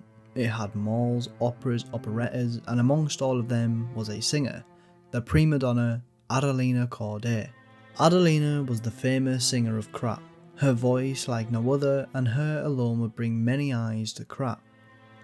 However, Adalina wasn't the only Corday. There was her sister, Patricia Corday, who also had a very talented singing voice and wished to be just like her sister. Some people in Krat believed that her voice sounded much better than Adalina's, and that she would be the true star of Krat. Patricia wanted to join her sister on the stage of the Estella Opera House, two siblings singing together and entertaining their city, a shared love only siblings have. Bringing that bond to the grand stage, however, was not to be. Patricia lost her singing abilities, and her voice was never the same. She had to give up on her dreams of joining her sister and being just like her. Patricia decided she would dedicate herself to becoming a talented stalker. That way no one would ever be able to harm her precious sister. She trained and she became a ferocious stalker, swearing allegiance to protect her sibling. Whilst Patricia had a lot of love and respect for her sister, Adalina was actually much more different. She became jealous of her sister when she started singing. She did not want to share the stage. The limelight had to be hers and hers only, and she would do whatever it took for that to happen. In Adalina's raging jealousy, she poisoned her sister, ruining her voice and forcing her to quit her dreams of singing alongside her. Patricia never wanted to steal fame or the attention from Adalina, merely just join her, stand side by side and perform for the world. Adalina saw a different life. She wanted the attention, she needed it, she craved it. The idea of someone else being the star of Krat infuriated her, so she exacted her revengeful plans and made sure Patricia's career would die, only to boost hers. On the way to the opera house, P comes across Patricia. She is known as the White Lady. She wields a fencing style combat approach and she's agile and quick, fighting as if she is performing. She keeps mentioning that she won't let a puppet get to or kill her sister, and in order to progress with the mission, P kills her. Upon death, Patricia drops a locket. Inside, a photo of Adalina. She carried it around, a symbol of her love for her sister, and a reminder of why she was fighting so hard against the puppets that frenzy. P can meet Adalina at the Estella Opera House. She's here because she was fooled by Arlecchino, the King of Riddles, who told her to head to the opera house as it was a safe space. Here she would catch the petrification disease and lock herself away in a room, slowly dying and counting down her days. She asks P if he has come to listen to her songs, which she can no longer sing due to the disease. She has lost her voice, much like her sister lost hers. Adalina wants an apple. Something sweet to taste, as she hasn't been able to get anything since locking herself away. P can get a sweet apple from Polendina to give to her. If he does, she's thankful, however remorseful, and confesses her sins of ruining her sister's dream. Can you listen to my last confession? Patricia, I coveted your voice. If I can't match it, then even if I have to break you, Adalina Corday must have it all. After killing the King of Puppets, Adalina can be found in her room, dead, succumbed to the disease and with her body, a record and a locket.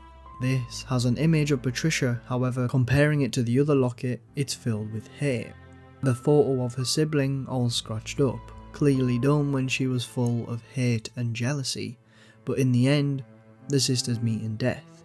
Both voices were tainted in life, one by hate, one through karma.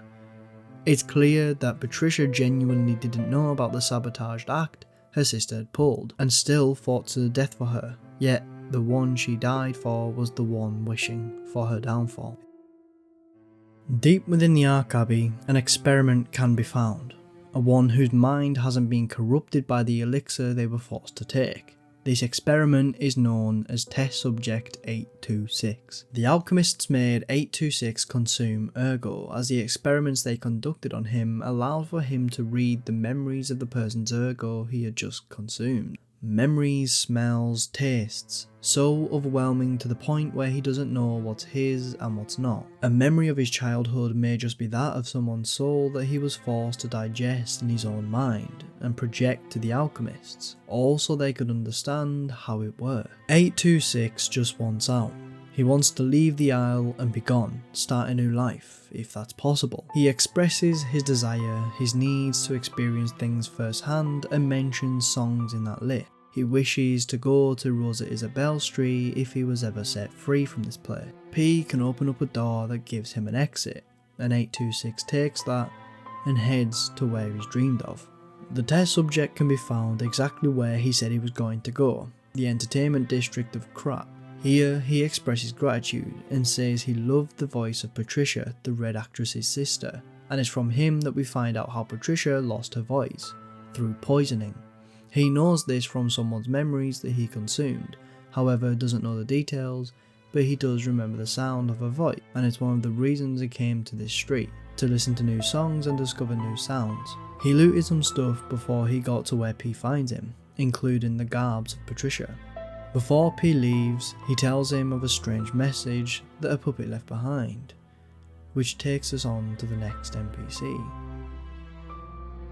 Whilst exploring Rose Isabel Street, P comes across a citizen, luckily still well and healthy. He asks P to find the remains of his dead wife, who unfortunately died when a fire broke out and he wasn't able to get to her through the flames. The wife can be found, she is not human.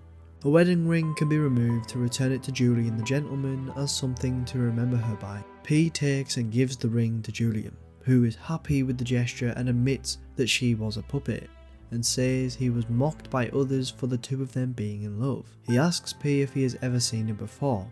Telling the truth or lying doesn't really matter here, other than a change of dialogue, but the lie option tells Julien that his wife left a message saying she loved him. However, this lie turns to truth, for P can return to the puppet after meeting the test subject, and the body of the puppet is actually slumped over, revealing a real message that she left behind. It turns out that P's lie became truth. A puppet really did fall in love with a human. Even in her last moments, she spent them thinking about her beloved, writing a message despite the fact he may never see it. The world was ending around her, and yet she chose to do that. She wasn't trying to convince anyone. She wasn't doing it for show, and it wouldn't have been programmed into her. It was just raw emotions that she genuinely felt. A newsletter actually depicts the story of a human falling in love with a puppet, and it seems people pushed him aside and called him a madman for loving something that shouldn't be able to love back. This article may have actually been talking about Julien and his mechanical wife, or possibly there's more puppets and humans falling in love than what meets the eye. The quarantine zone in Elysium Boulevard has posters around warning that it's just that, and anyone within the area is crazy, not to be taken seriously.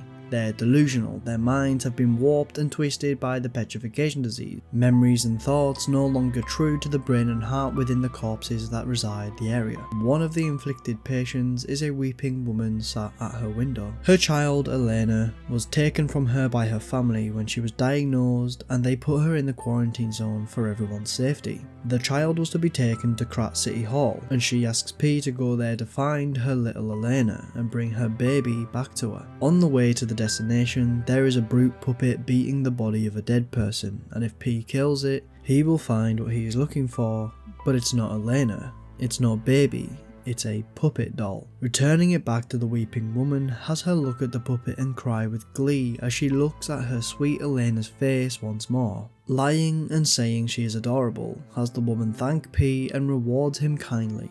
If he tells the truth and says it's a puppet, she is in denial, asking if it was her family that convinced him to lie. She is in an utter delusion. She genuinely believes that this puppet is a child of hers. Her mind is dying after all, and despite what P says, she is still grateful to have the doll returned to her, and she gets to see her child once more before her eyes are covered in stone. The scrapped Watchman is the second puppet boss. He was a police mascot made for the children, and he was loved by all kids in Krat, especially those in Elysium Boulevard. One of the kids can be found in a window. His name is Toma.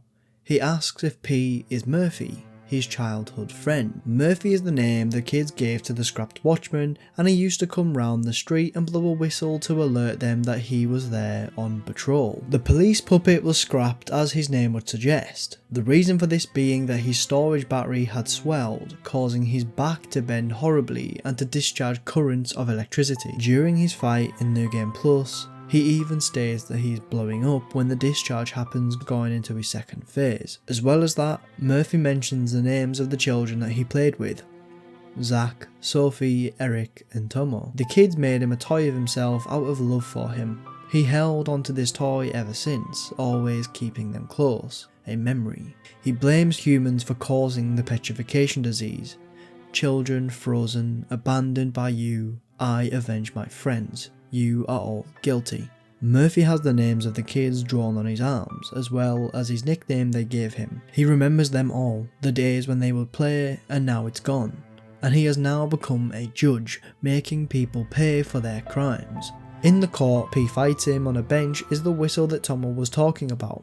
Going back to him and playing the whistle sees Toma have a little bit of relief in believing that his childhood friend is back, and taking care of the streets for him. However, due to the petrification disease, he is too sick to play. Thanks for coming by. I want to play, but I feel too sick. I don't think I can. I miss Zach and Sophie and Eric. I wish we could all play. The Mad Donkey is the stalker trying to find and get answers out of Geppetto on the Elysian Boulevard Bridge. He is of the sweeper faction and wields a large saw blade. He is talking sense when P encounters him, as he believes that since Geppetto is the father and creator of the puppets, he must know why they frenzied, suggesting that he himself caused it, as well as accusing him of working with the alchemists to help spread the disease. And he is right. Mostly. Geppetto did cause the frenzy and aid in the spread indirectly, but only for his own gain. He wasn't working with the alchemists more than he was using them. When he sees P, he refers to him as the devil's puppet, the devil being Geppetto.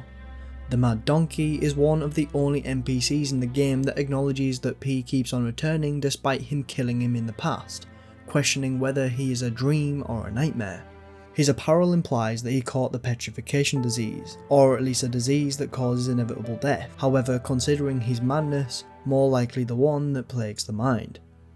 He lost all reason to live. He lost his comrades and friends due to puppets and the disease, and with that, he decided to seek out the truth, with violence and bloodshed. In death, he feels guilt, never getting a true answer as to why his friends had to die. The fox and the cat are opposites of one another, one a bastard and one a sweeper, which before the frenzy would have never worked together, and instead against, opting to spy on the opposition. The red fox comes from the Wolf family. Her real name is Claudia. The Wolves were an aristocratic and wealthy family, however, as it goes for most bastard stalkers, Claudia was ousted from noble succession, and as for the cat, he would become an apprentice to the sweepers, however wouldn't be looked at as a good student.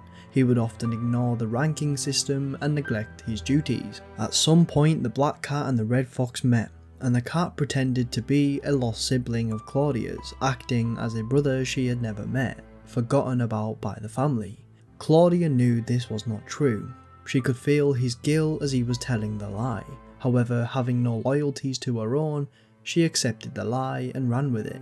The two of them quit their roles assigned to their factions and began working together. They wanted to earn enough money to leave Krat once and for all. Trouble would come to the duo when the frenzy and the disease broke out. Krat would catch a disease, possibly the petrification disease, which would cause his eyesight to become poor and steadily decrease until he would inevitably become blind. In order to counteract this, the two would work for the alchemists in return for golden coin fruit, but they were never given enough to cure his blindness, only ever enough to keep him going, which wasn't what was promised, and it's for this reason they continue doing the work they require, including the kidnapping of Geppetto. The fox and the cat can first be met when P is exploring the workshop union. They were hired by Vengini to take out the furnace puppet Fuoco in order to stop the mass production of puppets. However, after seeing what they were challenged with, they refused and turned down the request. After all, they want to live. The cat can sell P a fake guide in order to make a quick buck, demonstrating his mischievousness. The next time P encounters them is in the Malum district. They are at the entrance to the slums and they offer help to P and escort him through the alleyways, taking out carcasses and assisting him for a while. They believe that there's treasure and valuables in the Black Rabbit Brotherhood's den, which they will need to help them escape the city. But Cat becomes weak and out of breath, having to stop and sit, resting to recover. When this first happens, it comes across that they just didn't want to help P fight the Brotherhood and instead have him do their dirty work. However, after finding out the fact of Cat having a disease, it makes sense that he would run out of breath and need to take a break, since when it happens, it is only him that stops. Fox is still standing, she seems fine, it's only due to the cat's weakness that they stop.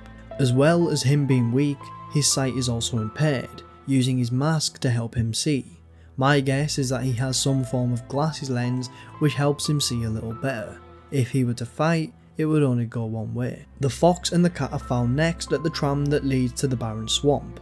It is here where they tell P that Krat is weakened by a disease and is going blind, and the only resort they have left after being let down by the alchemists and their end of the bargain is to beg P for golden coin fruit, as the healing properties of such a thing is the only thing working for the cat, the only thing that allows him to see his sister.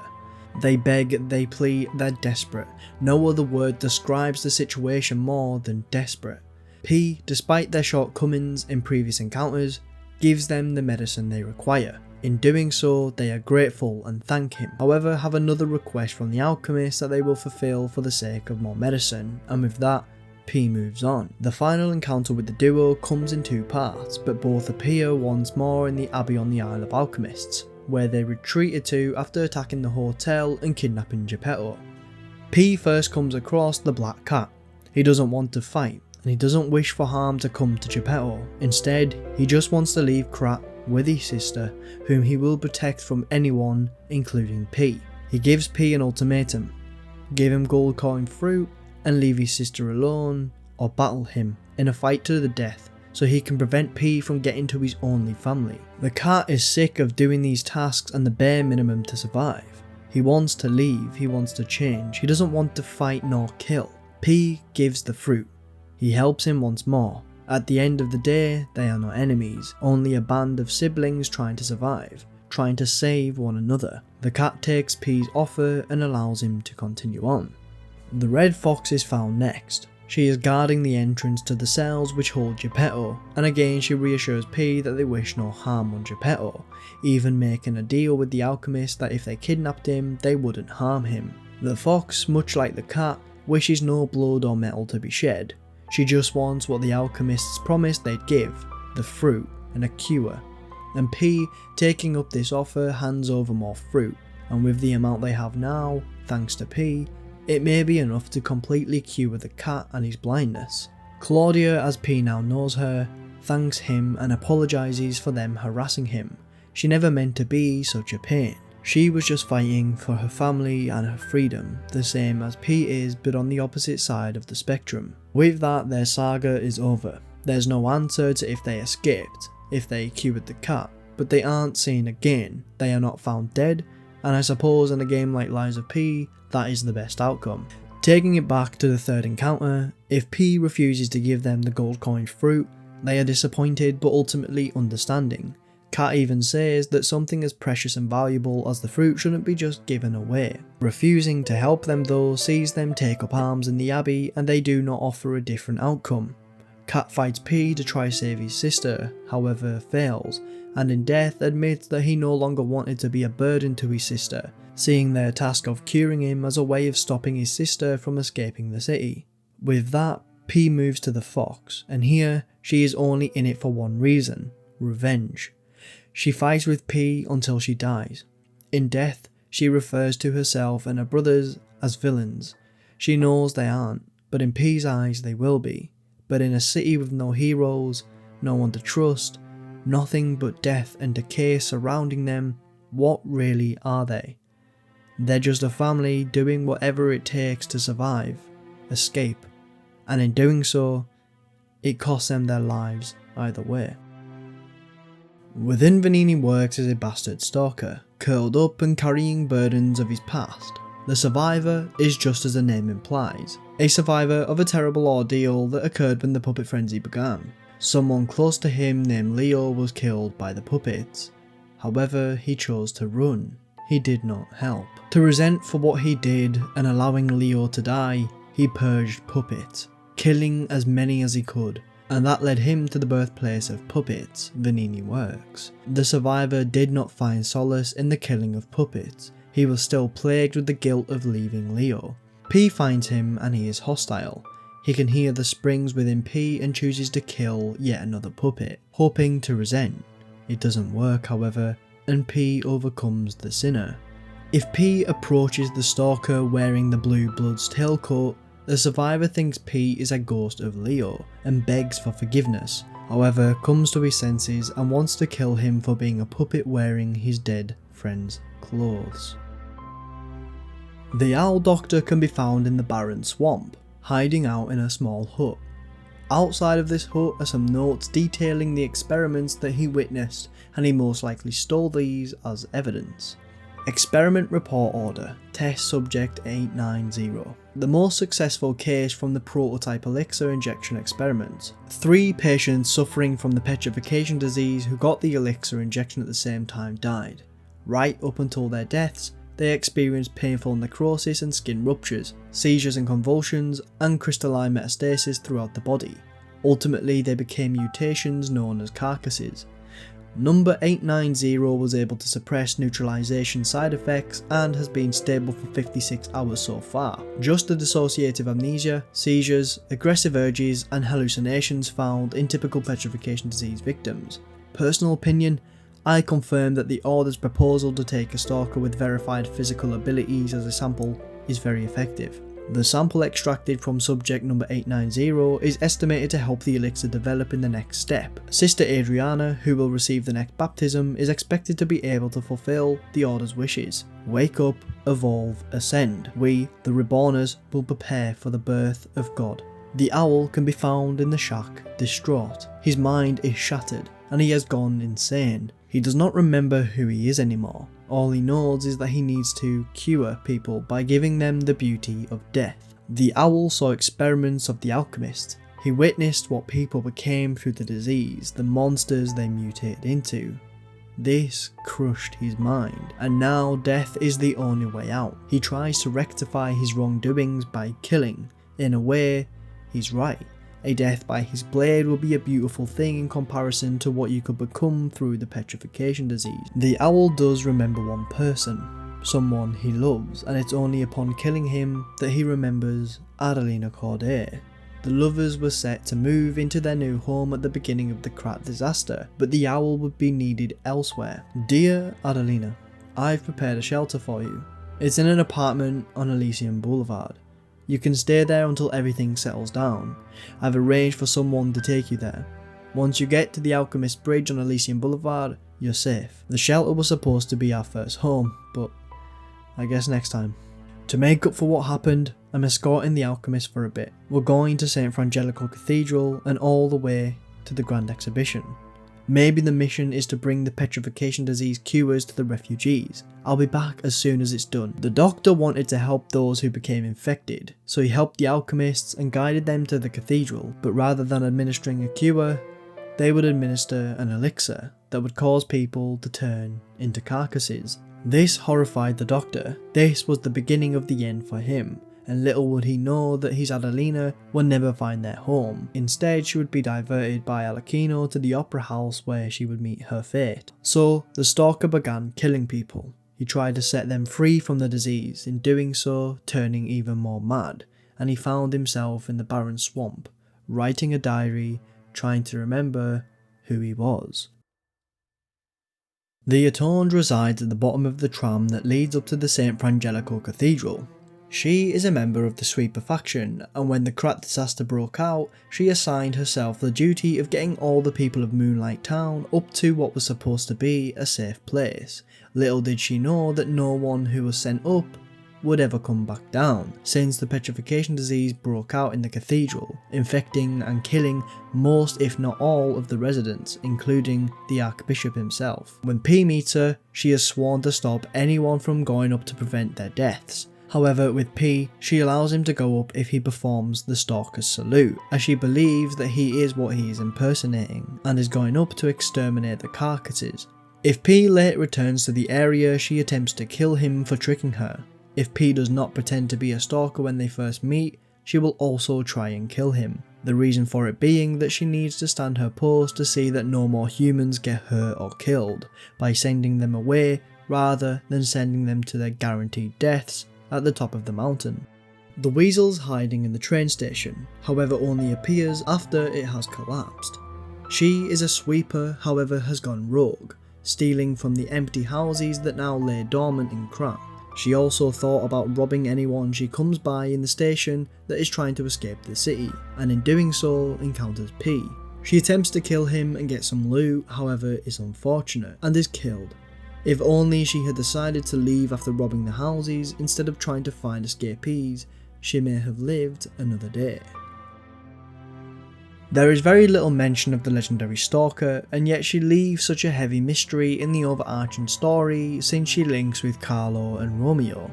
The identity of such a stalker is unknown. What we do know is that she was a very skilled fighter, possibly the best in Krat, and she was approached by Carlo and Romeo and asked for training, yet she turned them down, even asking Gemini to get rid of them. So it's possible that Gemini once belonged to the stalker, however he doesn't comment on this when he sees it on the Black Beach. The Trinity that Arlecchino was alluding to throughout the Trinity rooms implies there is a stalker member to the group, which could possibly be her. This would make the three be Geppetto, Valentinus and the Legendary Stalker, who we know is of the Bastard faction given their speech and appearance in the memories.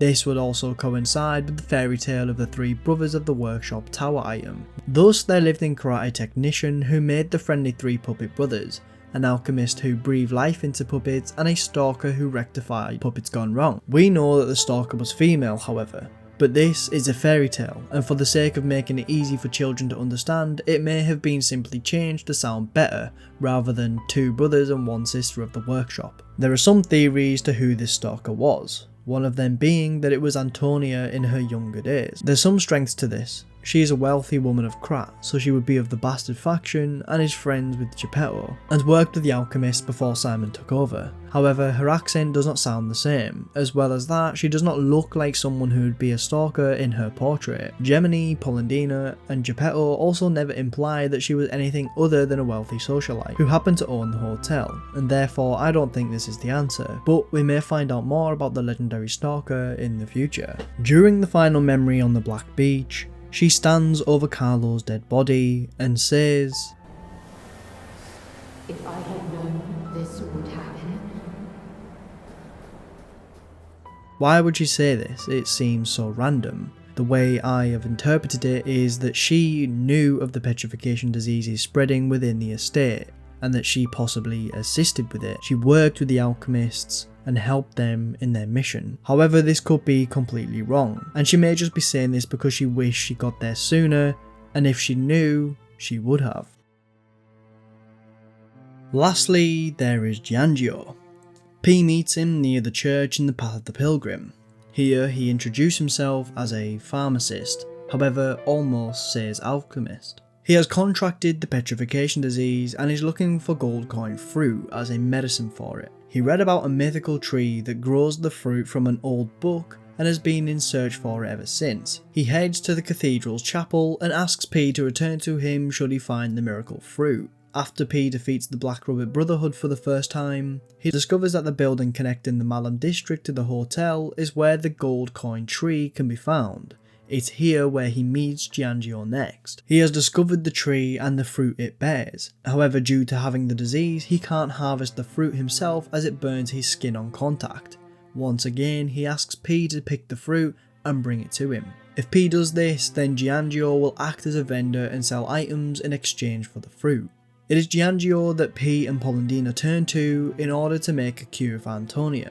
Strangely though, Polendina states he heard of an alchemist who can make the cure, not a pharmacist. After Giangio creates and gives P the cure, it's the last time he sees him. Giangio is not who he seems to be.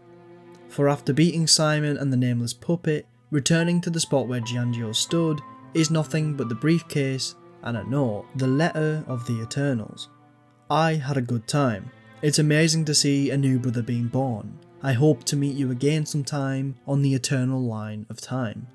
Signed, PP. This doesn't seem to make sense, but paired with the post-credit cutscene, the truth is unveiled. Giangio's real name is Paracelsus, Philippus Paracelsus, named after a real-life alchemist, and he is a part of a group named the Eternals. Their goal is to seek different forms of eternal life, and throughout the events of the game, Paracelsus has been monitoring P and what the alchemists do with the relic that he gave to them. See, the Arm of God is not a coincidence, it was found on purpose, placed by no accident. The Arm of God is a relic of the Eternals that was given to the alchemists as part of their experiment, to see if and how they would create eternal life from such a relic. Paracelsus would work with them for a while, most likely guiding them in the direction they wanted them to go in, before making his exit and leaving.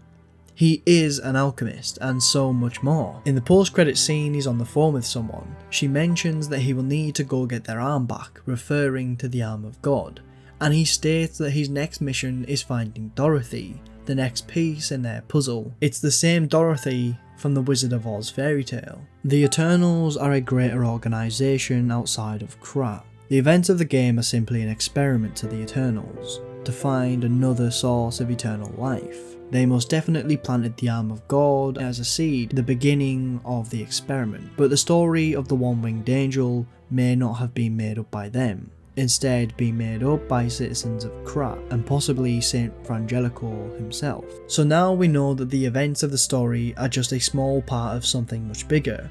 It was all an experiment by a group that is completely unknown to the people of Krat, but now P holds the letter, now he knows. So the question lies, what comes next?